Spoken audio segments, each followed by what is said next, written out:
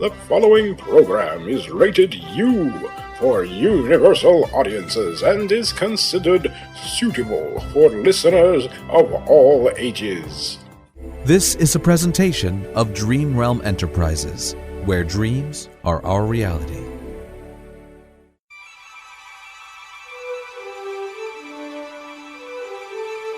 Dream Realm Enterprises presents Showcase Classics, an anthology of classic stories and radio theater revivals for your listening pleasure.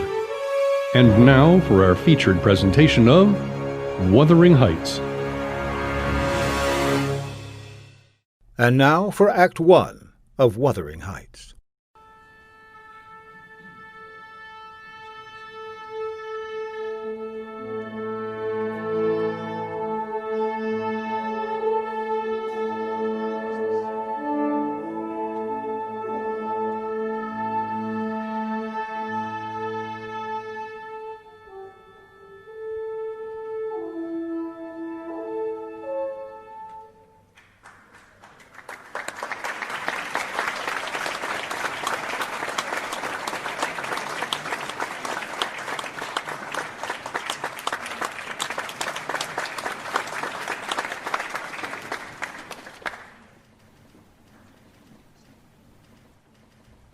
Well, now the players are on the stage, and our drama is about to begin. We raised the curtain on Act 1 of Wuthering Heights, starring Alexa Chipman as Cathy, Carl Werner as Heathcliff. Isn't he the cat in the comic strips? No, the other one, not Garfield. And Mindy Raskinen as Isabella. Is Isabella send Columbus to the New World? I should be quiet now? Okay. Am I getting paid for this? I didn't think so.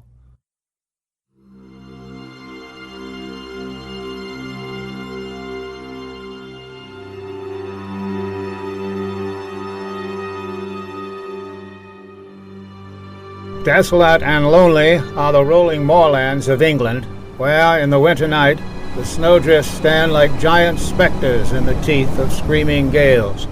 Over 200 years ago, a stranger lost his way on such a night. Freezing, blinded, and stumbling, he saw at last the fitful lights of an old manor house, aged and crumbling on the hillside. He knocked desperately at the door. It was opened by a doddering old butler who stood staring at him. Then, without a word, he led the stranger into the musty living room, where in the dim candlelight a man and two women sat without moving. He appeared tall, and a scowling expression formed on his lips. His face bore the stamp of great bitterness. At his feet, a great dog growled ominously. At last the man turned and spoke. Who are you? And what do you want? My name's Lockwood. I've lost my way on the moors. Down, Wolf, down! Strangers have no business on the moors at this time of the year, and no business here at any time. But I couldn't find the village. A man could die out there on a night like this. I'm afraid I shall have to presume on your hospitality until morning. Do as you please. I beg your pardon? I don't keep accommodations for visitors. You'll have to share a room with one of the servants. Heathcliff, you can't. He's our guest. And suppose you attend to his comfort. Ellen, show the gentleman to the guest room, please. The guest room, mistress? Yes, there's no other place. Yes, mistress. This way, sir.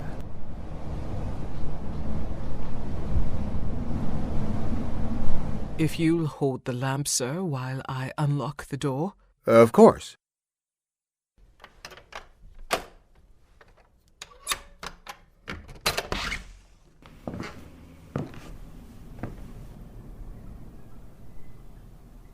Mind you don't stumble on the carpet. It's about falling to pieces, I'm afraid. You call this the guest chamber? It was once. It's a trifle depressing. May I light a fire? No fire'll burn in that grate, sir. The chimney's been clogged for years. Must have been a fine old house once. What's it called? This is Wuthering Heights, sir. And the tall chap downstairs with the piercing eyes? That'll be Master Heathcliff, sir. And the once lovely lady who looks at him with fear? That's his wife, sir. Mistress Isabella. Well, good night, sir. If you want anything, there's the bell rope. My name is Ellen. Thank you, Ellen. Good night.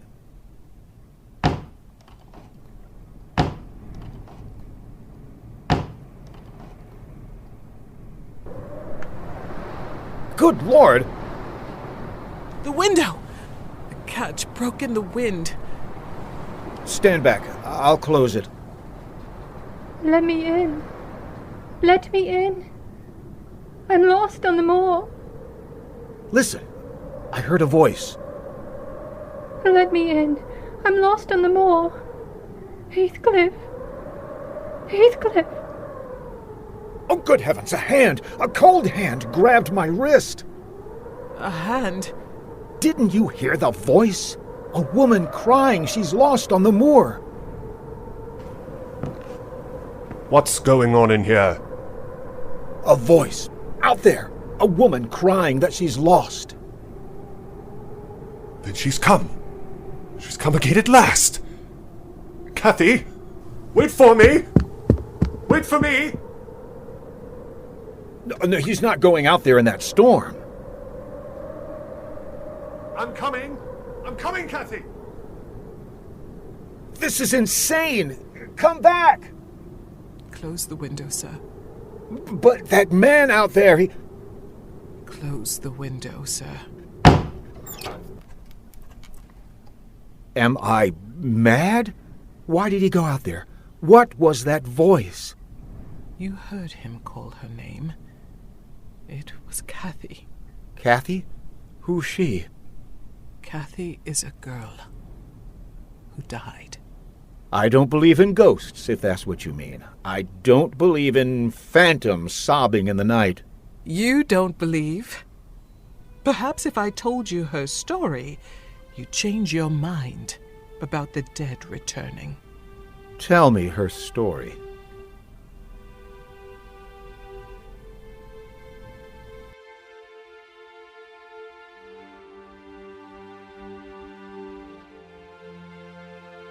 It all began the time I came to Wuthering Heights as a servant. That was 50 years ago, in 1790. The place was different then, a sweet, well-kept estate. Mr. Earnshaw was master, a fine man who dearly loved his two children, Cathy and Hindley. One day Mr. Earnshaw returned from Liverpool with a foundling boy he had picked up. A dark, savage-looking gypsy lad with the most dreadful marks of beatings on his back. Mr. Earnshaw called for me the moment he arrived.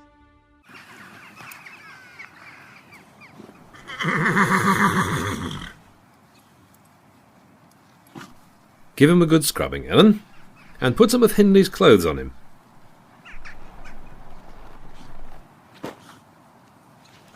Yes, sir. Come with me, lad. Don't touch me. Leave me alone. Goodness. Now, son, Ellen won't hurt you. You're safe here. No one will ever beat you again. And you'll always have plenty to eat.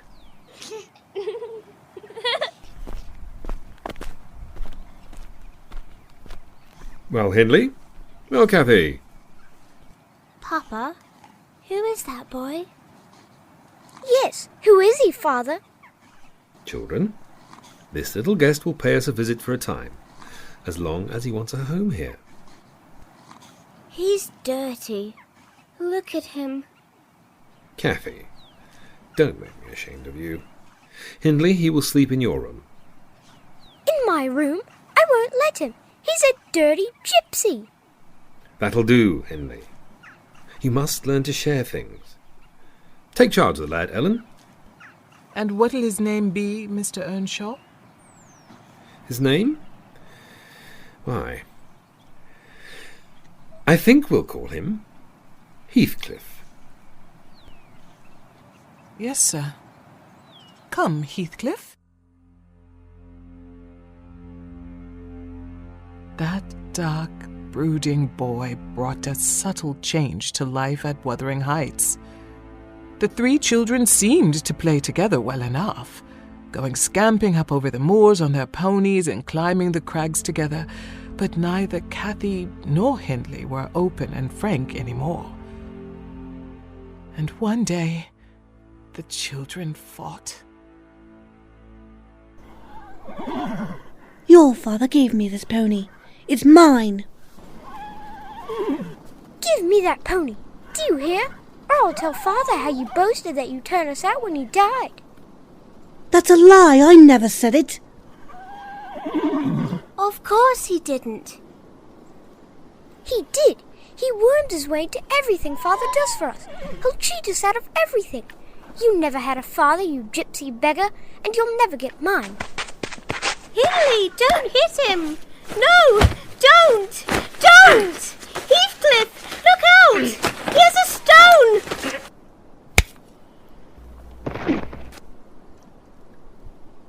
There! Fancy that'll teach you.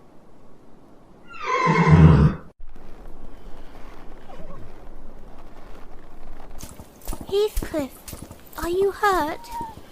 He hit me with that stone. Please, Heathcliff, don't look like that. Why don't you ever cry when you're hurt, like other people? Why should I cry? I'll pay him back someday. I don't care how long I wait, I'll pay him back. Heathcliff, don't say those things. Come, Heathcliff. Now Hindley's gone, we can have our game at the castle again. I don't feel like playing at the castle. Please? You always smile and laugh when we're there. Come on, Heathcliff. We'll play our game.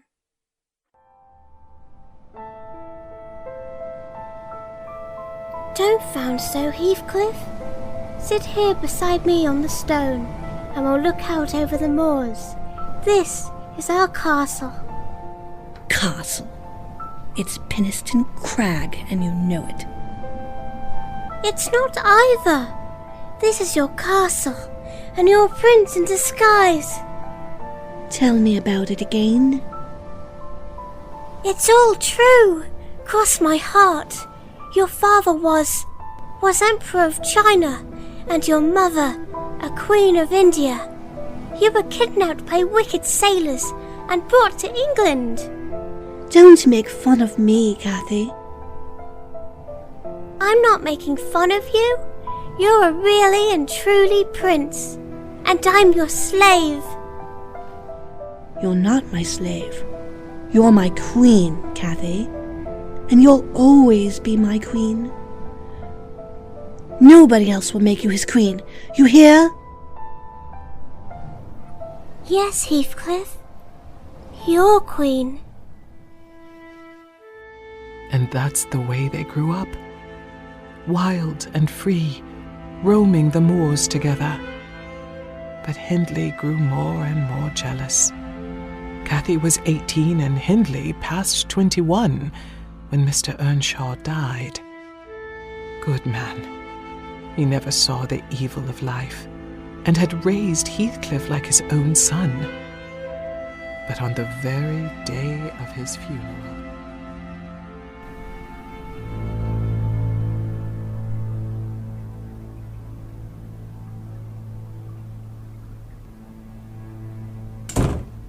You're not going into that room to look at my father's body. Why? He loved me more than he did you. He's past your wheedling now. I'm master of Wuthering Heights. If you want to stay here, we've need for a stable boy. A stable boy? That, or get out.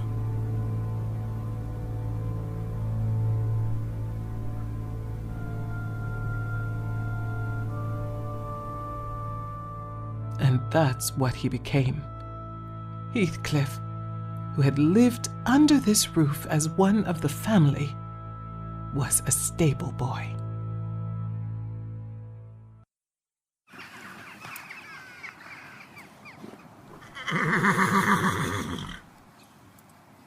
Well, give me a hand up to my saddle. Very well. Sir, you gypsy beggar. How many times must I tell you? Sir. That's better. By the time I come back in the morning, I want these stables scrubbed. Scrubbed, do you understand? And if they're not, I'll thrash you till my arms are off.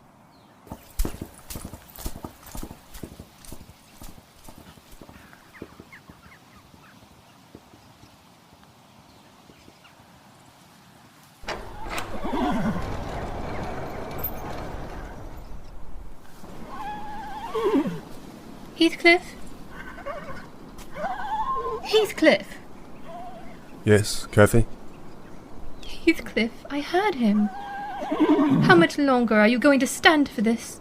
I don't know what you mean. Oh, look at you. Dirty and unkempt and in rags. Why aren't you a man? Why don't you run away? Run away? What, from you? You could come back rich and take me away. Why aren't you a prince? Like we said long ago. Why can't you rescue me, Heathcliff? Cathy. Cathy, come away with me now. Now? Where? Oh, anywhere. You mean leave as we are? Live in haystacks? Steal our food?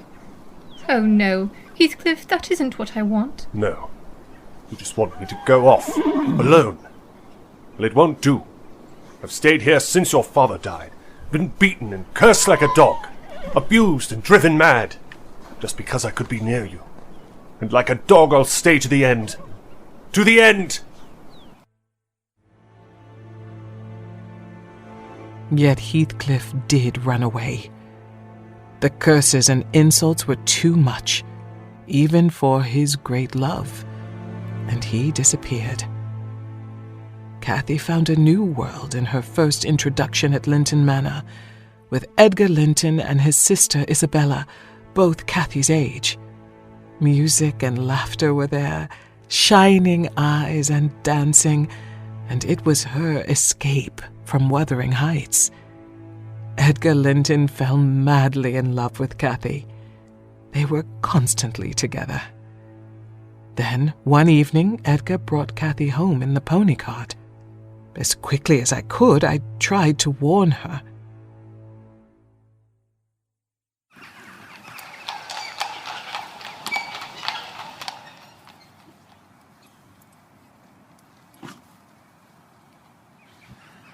My hand down from the cart, Miss Cathy.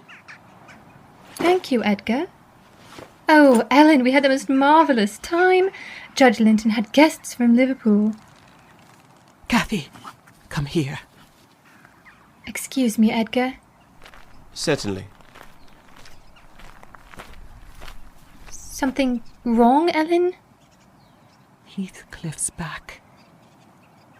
Heathcliff? When did he come?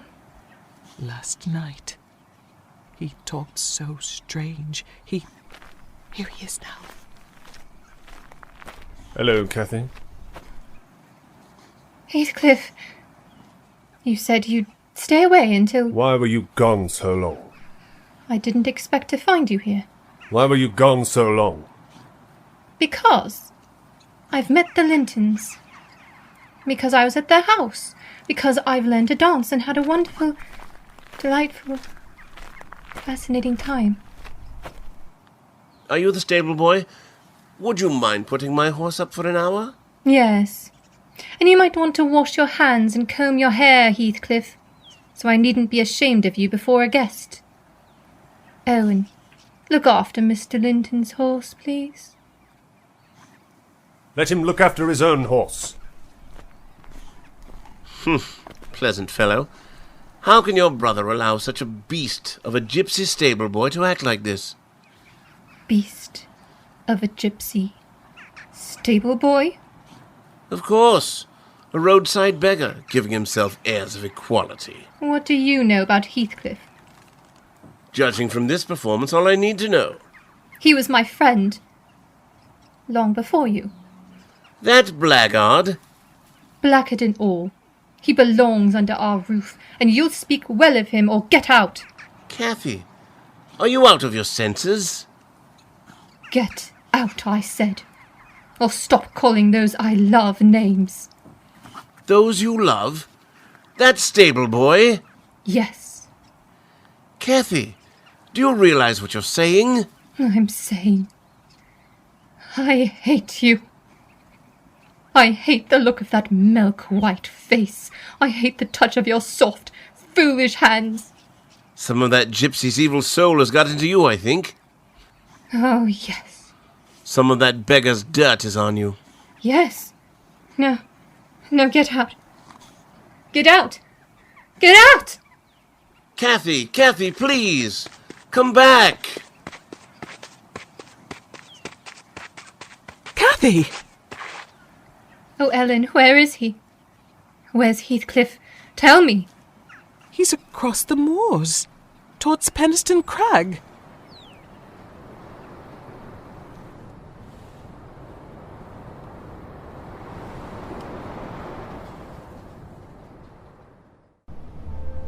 Heathcliff, you've forgiven me. Oh, say you've forgiven me.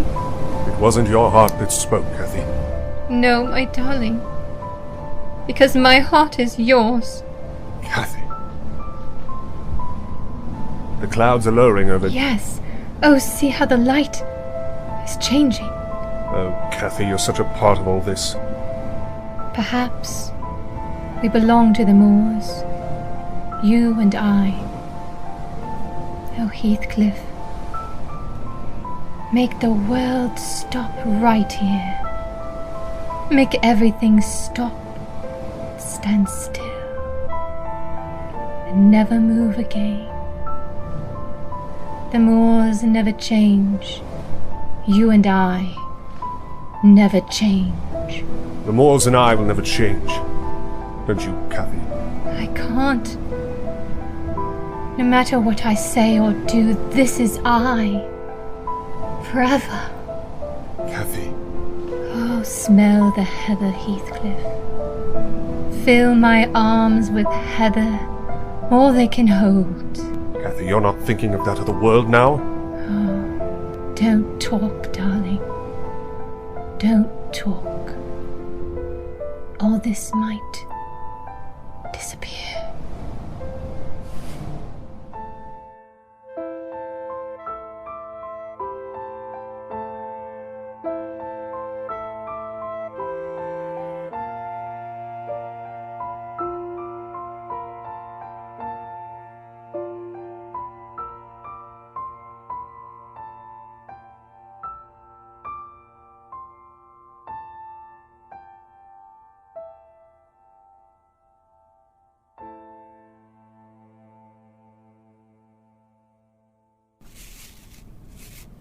Ellen, hurry, please. My hair's not nearly done yet. What's the matter? Supposing you're not ready when young Mr. Linton gets here. Any young man who'll come snivelling back after the way you treated him. But I sent my apologies to him, didn't I? Of course he'll come. Cathy, I can't believe this change in you. Just yesterday it seems you were just a stupid harum-scarum child with dirty hands and a willful heart. That's my other nature, Ellen. I still have it. It used to fly around wild, but now I can coax it into a cage whenever I want to. Heathcliff, since when are you in the habit of entering my room? I want to talk to you. Get out, Ellen. I will not. I take orders from... Get out! Well, now that we're so happily alone, may I know to what I owe this great honour? He's coming here again. Who? You know who I mean. That stupid fop Linton. You're unbearable. Utterly unbearable. Why are you dressed in silk? Because gentlefolk dress for dinner. And why are you trying to win his puling flatteries? I am not a child anymore. You can't talk to me that way. I'm not talking to a child.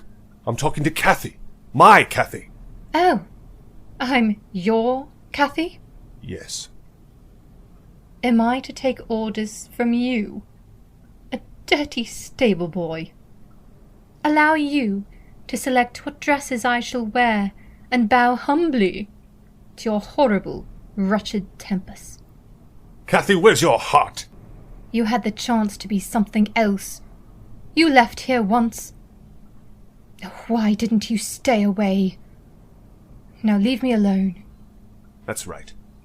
That's right. The dirty stable boy can't come near you, lest he soil your dress. But who soils your heart? Who turns you into a cheap, vain, ambitious fool? Linton does!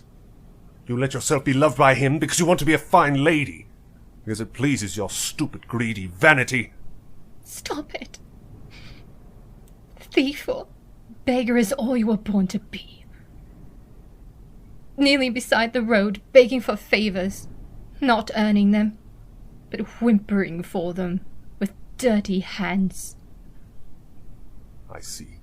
All I am to you now is a pair of dirty hands. Well, have them then. Have them where they belong. How dare you! How dare you! No.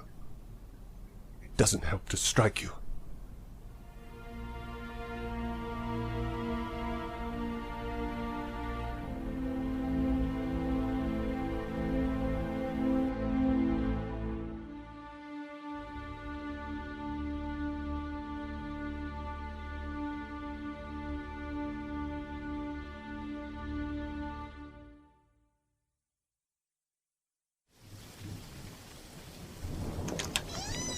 Well, Heathcliff, I'll thank you to stay out of my kitchen. Is Cathy still with him? Yes, she is. What's the matter with you? What are you staring at? I want to crawl to her feet, whimper to be forgiven for loving her, for needing her more than my own life, for belonging to her more than my own soul. I want to beg for a smile. I don't care if she loves Linton, or whom she loves. If only she'll look at me and say my name. Oh, Heathcliff, you... Ellen! Ellen! She's coming now. Get out, Heathcliff. I'll wait outside the door. No, you can't. I want to be where I can see her and hear her. Heathcliff!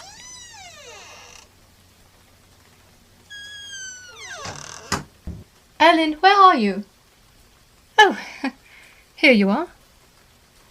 Yes, Miss Cathy. Has Mr. Linton gone? He just left. Oh, Ellen, I have some wonderful news for you. Well, the kitchen's no place for that dress. Come inside. No, listen. Edgar has asked me to marry him. What did you say? Well, I'm to give him my answer tomorrow. Cathy, do you love him? Of course. Why? Now, isn't that a silly question? Because he's handsome and pleasant to be with? Not enough. Well, then, because he'll be rich some day, and I'll be the finest lady in the county. Oh, Ellen, it would be heaven to escape from here. What about Heathcliff? Heathcliff. Ellen, you know he gets worse every day. It would degrade me to marry him. I wish he'd never come back.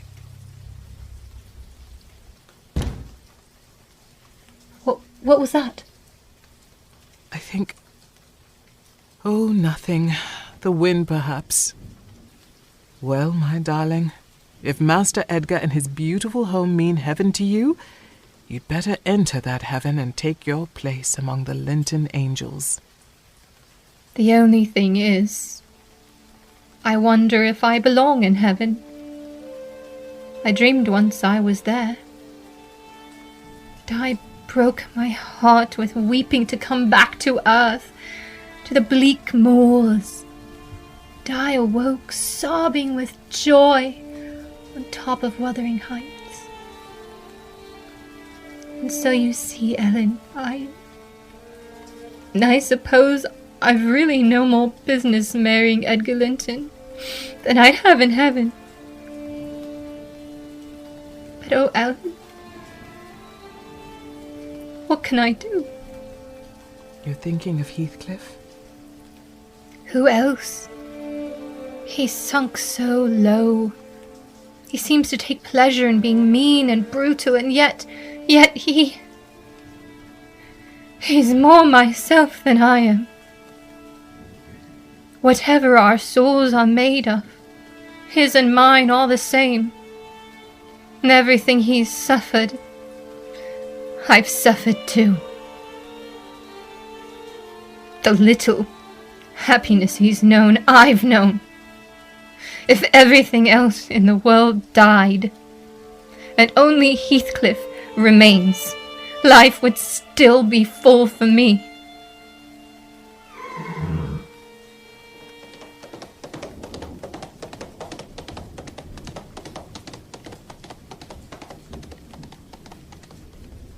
Who was that?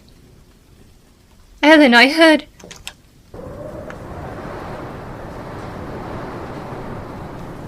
Miss Cathy! Miss Cathy! Yes, Joseph.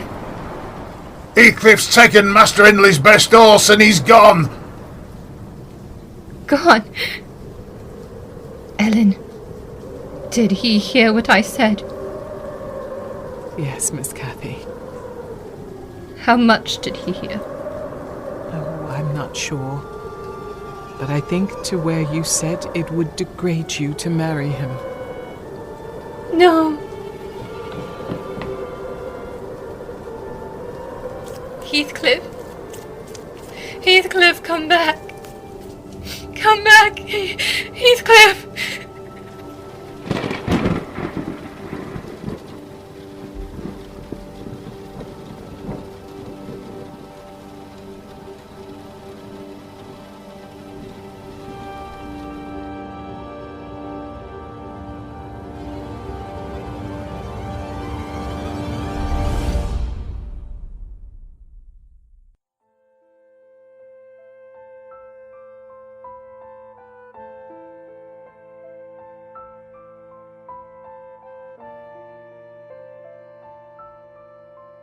You've been listening to Wuthering Heights, originally adapted by Lux Radio Theater and revived by Dream Realm Enterprises, especially for the Sonic Summerstock Playhouse and Dream Realm's new range Showcase Classics.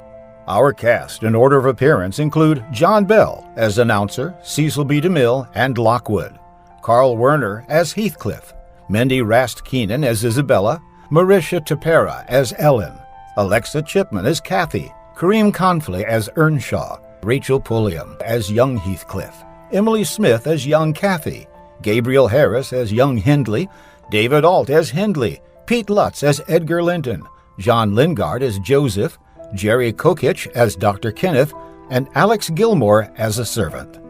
Wuthering Heights was directed and produced for Dream Realm Enterprises by Rachel Pulliam. All sound effects were provided by freesound.org and instrumental music by Kevin MacLeod of Incompetech. Special thanks to Jonathan Patrick Russell, Shane Harris, Alexa Chipman, and John Bell for going the extra mile to make this production a reality.